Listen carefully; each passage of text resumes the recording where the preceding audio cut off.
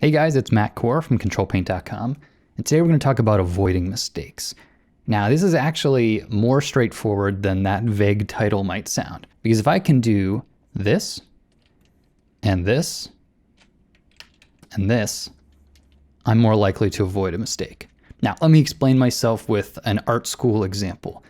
I had a great professor in a drawing class that would draw at an easel, and he'd make a few marks, and then he'd kind of step away a little bit. Maybe he'd tilt his head, look at the still life, or look at the model, and then look back at his drawing from a distance. And then he'd come back to the canvas, and he'd start to make a few more marks.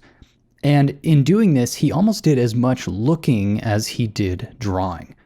And we can do that in Photoshop. So the tools that we'll use to accomplish a similar effect are the zoom tool, which is a little magnifying glass, so you can zoom in and out. Now, I have scrubby zoom checked. That's an option that's on more recent versions of Photoshop, and it requires your OpenGL options to be turned on. So you'll probably need a graphics card to do this.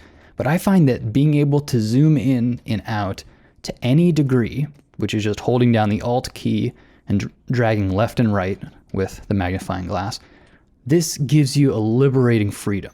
Combine that with the pan tool, which is the space bar. So I hold down the space bar and pan, hold down Alt with the magnifying glass.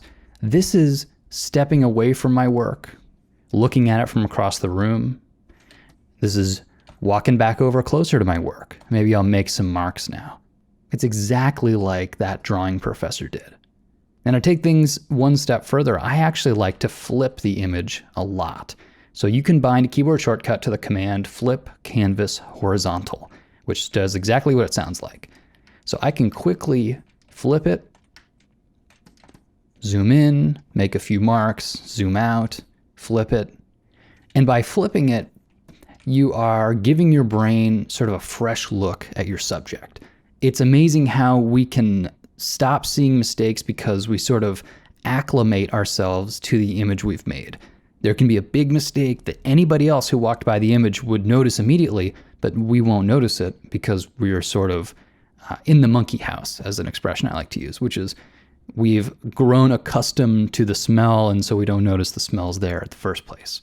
But by flipping the image, you yank yourself out of the monkey house, and something that was there kind of going under the radar now becomes immediately obvious. It helps with images, maintaining a sense of visual balance. If something is sort of standing out on one side of the image or the other, flipping it will really make that apparent. So if you don't already, memorize the keyboard shortcuts for these very simple commands.